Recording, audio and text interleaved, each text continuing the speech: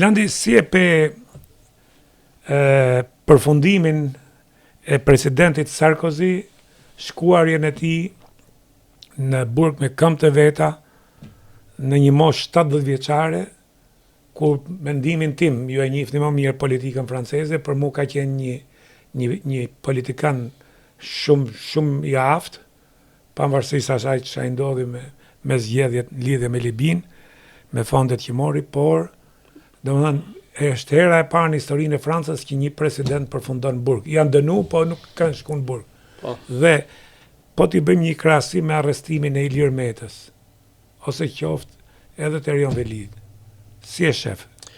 Ta filloj nga... Edhe nëse do më lejosh edhe një moment, drejtësia atje veproi me presidentin gjendje të lirë, deri kur e faktoi, kur mori vendimin njëri tjetër, dhe ky shkoi krejt normalisht. Pra, unë mendoj që njerëz që kanë pas një staturë të tillë, kanë qenë president të vendit, o kryetar të parlamentit, o kryeministra, jo për emrin e tyre, po për pozicionin e tyre, mendoj që duhet të kenë një trajtim më të veçantë në këtë situata. Po, përpara se sa të vi këtu, do të bëj një parantezë të shkurtër për të thënë diçka mbi si e njohun Sarkozyn. Unë jam lidhur me Francën fort në momentin që Sarkozy u zgjodh president, për shkak të studimeve që kanë kryer atje, por në vitin 2012, kur Sarkozy kandidoi për herë të dytë si president i Francës, kam ndjekur fushatën e tij si përfaqësues i Partisë Demokratike pranë shtabit elektoral të Sarkozy, dhe e kam takuar personalisht. Madje edhe kam kam diskutuar me të për Shqipërinë, aq saç 2-3 minuta do e them në këmbë, se si isha vetëm unë, kishte edhe të tjerë nga vendet e Libias. Ke shansin 2-3 minuta janë mjaftueshme për dorë mesazhe. Po, dhe po t'jesh me mend kohë, po mos t'jesh, pastaj mund të rrizë 3 orë. Dhe Sarkozy ka qenë le të themi një nga trallët president francez që ka qenë atlantist. Euro-atlantist. Pro-amerikan. Se ishte një pro-amerikan i fortë.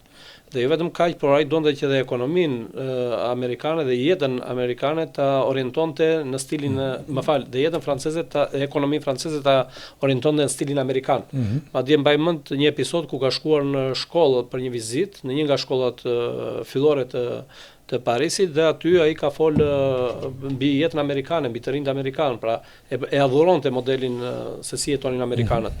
Dhe donte që në Francë futi atë parullën, domethënë, që kush punon më shumë fiton më shumë. Ndryshe nga modeli klasik i shtetit të mirëqenie sociale që u ngjit që me De Gaulin dhe vazhdon ende të jetë një barë e rëndë, si ishte edhe kancelari gjerman, në njëjta gjë në Gjermani, apo jo? Që tha megjithatë ka pas dhe një vështrim kritik në lidhje me kapitalizmin aktual. Po, patjetër që nëse mund ta citoj në një fjalim të tij për krizën financiare në SBA në 2008, në Europë dhe në Japoni, Sarkozy thonte: ne duhet i rikthehemi vlerave bazë kapitalizmit, vlerave të punës, shpirtit sipërmarrjes dhe fitimit ndershëm, në kundërshtim me tiparet e një kapitalizmi financiar. Pikërisht kjo që po ndodh sot. Sepse ishte edhe në cilin paraja shkon tek paraja dhe nuk pyet për asgjë tjetër. Jemi pikërisht në këtë moment. Është e njëjta situatë, por në atë periudhë ishte momenti që sapo plasi kriza financiare e 2007-2008. Po. Dhe ka qenë Sarkozy dhe Merkel që arritën ta përballonnin, të bënin ballë asaj, të shpëtonin edhe Bashkimin Evropian mbi të gjitha, të shpëtonin ekonominë dhe kapitalet, të ndihmonin pavarësisht se falimentuan një pjesë e bankave, përsëri shpëtuan pjesa më e madhe e bankave.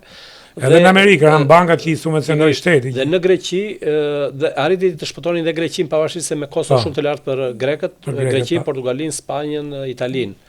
Kështu që ata shpëtuan Bashkimin Evropian në atë moment. Madje edhe Irlandën, ka qenë edhe Irlandën.